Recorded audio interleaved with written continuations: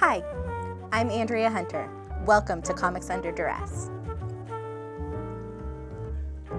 Tonight, I'm going to tell you the story of Paper Girls, written by Brian K. Vaughan, illustrated by Cliff Chang. Written by Brian K. Vaughan, illustrated by Cliff Chang, colors by Matt Wilson, who won an Eisner in 2019 for it, and lettered by Jared K. Fletcher. It opens on Erin Tang. She's asleep in bunk beds above her little sister Missy. She wakes up from a nightmare.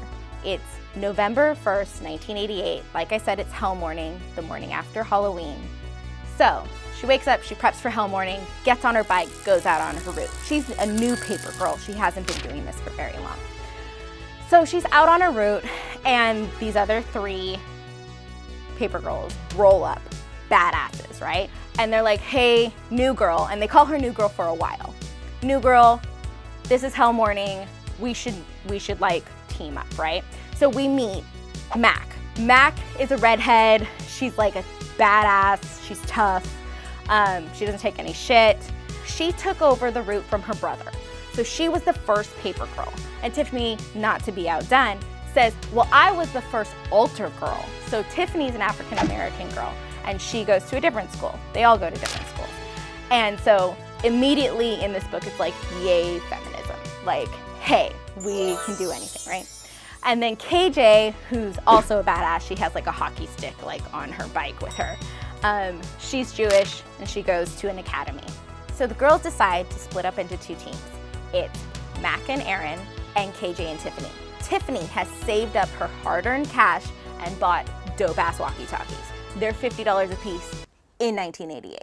She gives one of them to Mac and Erin and takes the other with KJ, and they split to go do the route. KJ and Tiffany get jumped by three dudes in costumes, and they walkie, like, come help us, right? So the girls go and help them. They go find them, and they're like, they stole our walkie-talkie. And they're like, oh, hell no. They're gonna go get the walkie-talkie. So they follow their tracks or whatever, and they find an abandoned, not abandoned, they're building these houses, right? So like they're under construction, and one of the windows is open. So they go into that house because they're fearless and badasses, and they go down to the basement because they hear like a humming. In the basement, they find this like capsule, futuristic looking thing. It's like shaped like a bell, it's got all its appliances on it, and it's like humming. And they're like, what is this? And they start freaking out, right? Because this morning's already weird. And then this is happening. They book it, right? They like leave the house, and as they're leaving, because this thing starts to hum louder and louder and louder, they get zapped. And once they get out of the house, the three dudes are there. So they're gonna fight him, right? Because they have their walkie-talkies. And they go to fight them and like unmask them. And it turns out maybe they're not in costumes because they're all disfigured and have like appliances, and they look like the Borg kind of, and their pupils are all weirdly shaped, kind of like goats, but not. Anyways, after the fight, the teenagers, the mutant teenagers, that's what we'll call them for now, they drop what looks like an iPod. The dudes flee. Mac's like, no, we're gonna go to my house and get my dad's gun. We're gonna take care of this, because the dudes still have their walkie-talkie. And they just are kind of crazy and like the world's ending. So they get to Mac's house. Meanwhile, we haven't seen any grown-ups. Like no grown-ups are out. Basically, there's no people out. But there's like a swarm of pterodactyls in the sky. Anyways, they get to Mac's house and they go to get the gun, and her stepmom's there. She's a bottle deep. She's supposed to be sober, so that's a problem. She's freaking out because the dad has vanished, and she has the gun, and she's like, I can't take this, and like hold it to her head in front of the 12-year-olds. Mac's like, no, you're the only mother I've ever known, and tries to grab it and accidentally shoots Erin. At this point, it cuts, and we're in a football field with a couple of teenagers, and a dude's hitting on a girl, kind of forcing himself on her, like, it's the end of the world, baby, come on. Not a good time. And so there's a dude who flies down on a pterodactyl, like he's riding one, and he has like a laser saber thing. And he shoots the kids with it, and they turn into like pink stardust. So they gotta get Erin to the hospital because she's fading fast. They get in a car, they steal it, they're gonna go. As they are going, the guy on the pterodactyl lands in front of them. They get out of the car because he stopped them, and KJ pulls out the gun, even though they decided to leave it behind. KJ pulls out the gun, and she's like, no, motherfucker, we're not doing this, right? And a bang goes off, you think it's her, but it's actually the mutant teens. Shoot him, dead. And they're like, check it out, girls, we're not the bad guys. They're the bad guys. They're called the old timers, and they're led by a dude named Grandfather.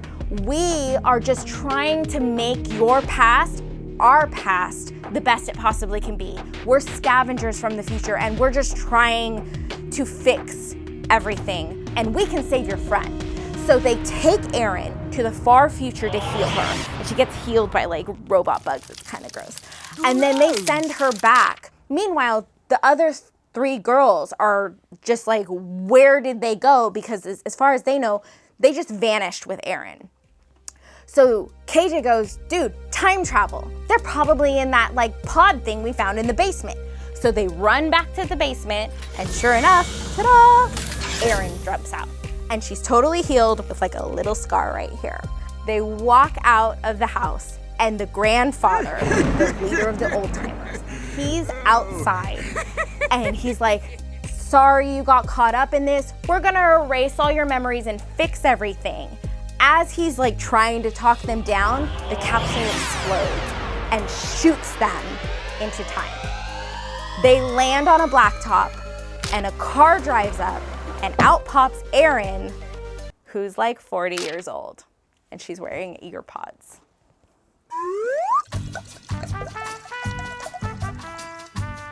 Let's move on to volume 2. So I know a ton of stuff is happening. In volume 2, more stuff happens. It should be mentioned that when they jump, KJ's missing. She's not there. So we jump. Erin, we're gonna call her OG Erin, meets up with 40-year-old Erin in 2016. It's so cool the way that Brian K. Vaughan writes young Erin viewing old Erin, because old Erin is riddled with insecurities, and young Erin is 12 years old and she has her entire future in front of her. So at one point, old Erin's talking about how she's unmarried and she doesn't have kids and she's 40 years old, she's kind of fat, and like she must be such a disappointment to her 12-year-old self. And her 12-year-old self is like, girl, you're not fat, like chill out. And it's so sweet. And back to the main story. They have to go to the mall because the little iPod thing gives them a map. And they have to go to the 4th folding or something along those lines to get to where KJ is. Because now this volume is all about, we gotta find KJ, we have to reunite. Later in the volume, we meet clone Erin, who's from the very far future. It's complicated. So they go to the Stony Stream Mall, that's their hometown, and they're looking for a clue for KJ's whereabouts, because the iPod thing ends up linking to old Erin's mind and being a map. So they go there, they pull out KJ's hockey stick from like a folding in time. There's lots of foldings to come. They pull it out and it says, don't trust the other Erin on it. Erin hides that from old Erin because she hasn't met clone Erin yet. It ends up being that clone Erin is evil. They like tabletop her into a time folding and kick her ass back to the future or wherever the fuck she came from. And they end up going to the right folding and getting through to go to KJ. And they end up in the way far past, like caveman age. That's volume 2. The girls get zapped. They get shot into time. They meet a cave girl and her baby. Mind you, the cave girl is like 12, like their age. And she has a baby, which is disconcerting, right? They are very important. Wari is the name of the mother. The son's name is Japo, and he's a baby. the girls are hanging out with Wari and Joppo, and they're like taking care of the baby, and like my favorite line of the whole series pops up. So Aaron says, "Is having a baby the most awesome thing ever?" And Wari replies, "It's painful and terrifying." And like no truer words have ever been spoken, because that's exactly what parenthood is. Anyways, they come upon like a folding. Wari's like, "Don't touch that. It'll like take your head off. Like I saw a deer die." And so Aaron, who's super smart, says, "Oh shit, I think that I sent the hockey stick to myself in volume 2 when all the Aaron shit happened."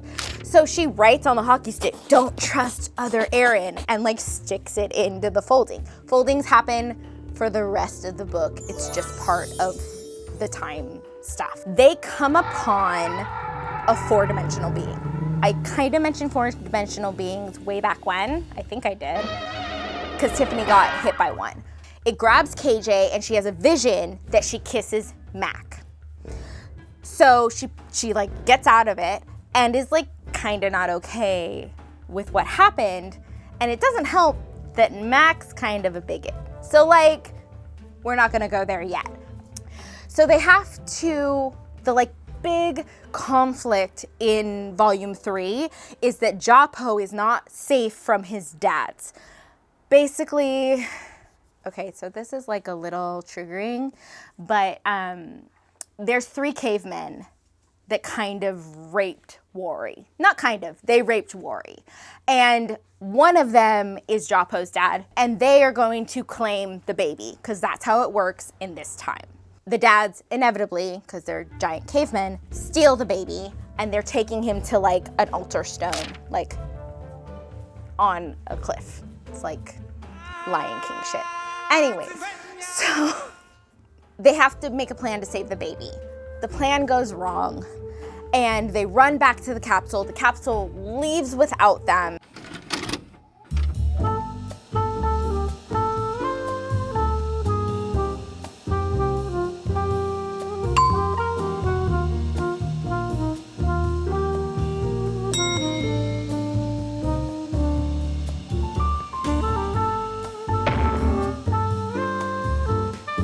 When the capsule leaves without them, it captures them up and sends them to the year 2000. And that's the end of volume 3.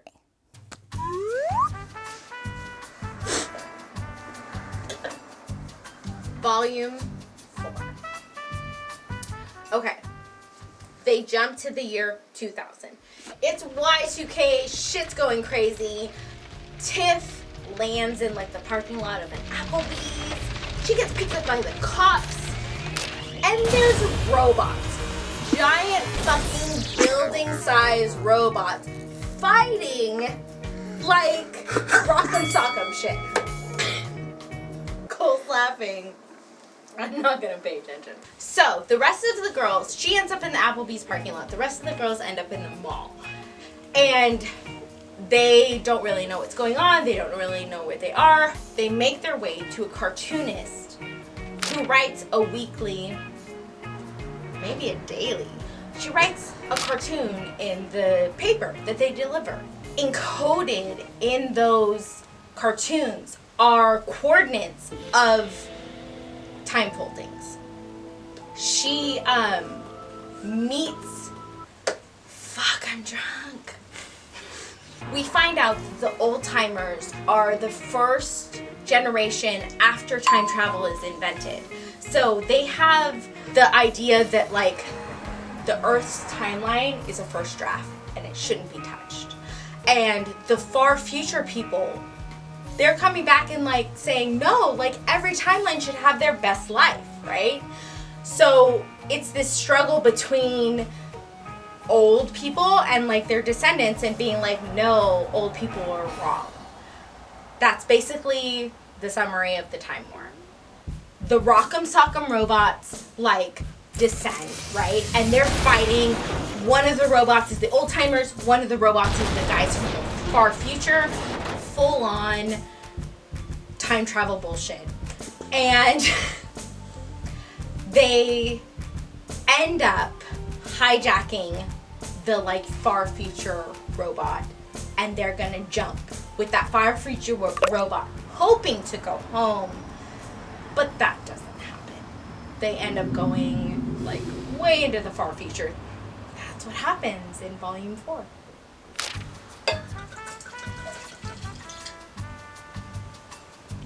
Volume 5. I apologize. I don't normally drink this much.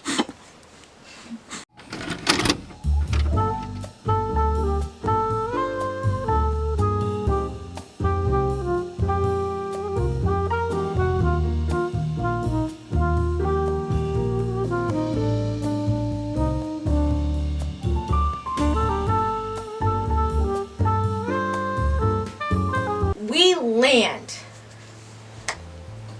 with the robots in Lake Erie.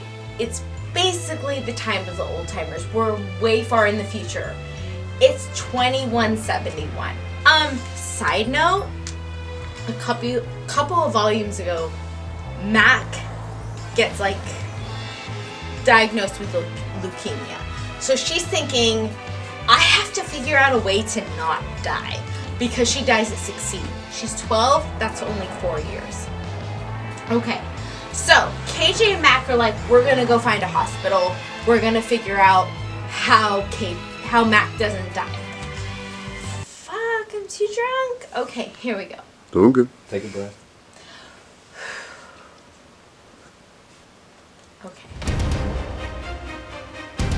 Okay, basically a lot of shit happens. Old timer shit. Worry's there. Worry from like way back in caveman time. She's there. And then they go to the library. They're like, what does the library mean? How do I fix leukemia? So they go to the doctor. No, bitch, you don't have leukemia. You have time sickness. It's not time sickness, it's time cancer. So they go, right? They're on the top of the roof. Aaron's like, meet us in the alley. They go down to the alley, make it all the way up to the top. Clone evil Aaron is at the top. She's like, no, I'm blowing this shit up. You guys are going back home. And she hits that bomb, and they're spread. Volume 5. That was the shit. Yeah, between two of us. I'm a mess. I don't even know what happens to Volume 5, but they try to be friends. Okay. Okay. Wait.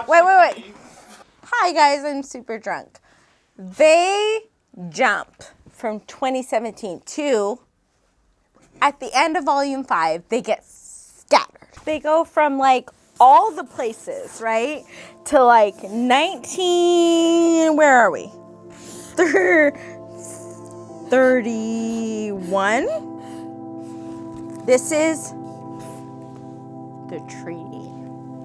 The treaty for time.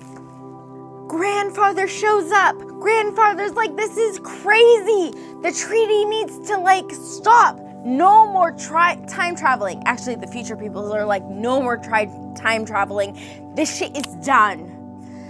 And Grandfather touches a fourth dimensional being, and the fourth dimensional being tells him who he is. Because this whole time, Grandfather thought that Worry was his sister, but she's not his sister, she's his mother. And he finds out that she's his mother because he's touched the fourth dimensional being. And the fourth dimensional being gives him this information. And he's like, okay, I signed the treaty, like I'm done. No more time travel for the rest of forever. And so they're like, girls, we're sending you back to 1988. And the girls are like, cool, but we're gonna erase your memories. So they don't remember the last couple days where they became like the dopest friends ever, like the strongest friends ever. So they wipe their memories, and as they wipe their memories, Tiffany's holding on and saying, we're not just paper girls, we're friends. And she says that mantra until she wakes up in 1988. and they go out for hell mourning. And they go out and they deliver their papers and they meet up and they're like, we're going to run as 4. We're not going to split into teams of 2. And they go on their paper route and they ride till dawn. But then at the end of it, they separate and the panels pan back and it's their town and the country and the earth and the universe, the galaxy. And Aaron shouts, wait. And they stop and she goes, you know, I got another hour before school starts. Do you guys want to ride a little bit more? And so they do. And they ride, even though they don't know what they've just gone through together. They ride. It's such a beautiful book. You guys should really read it. Thanks for hanging out with me tonight. I'm sorry I'm too drunk. But you should really pick up this book because the art and the coloring and the writing, it's phenomenal. Thanks for hanging out with Comics Under Duress. Catch you next time behind the camera. Is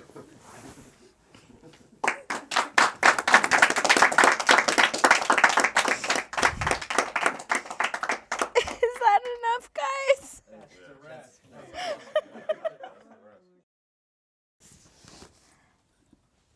That's Duress, bitches.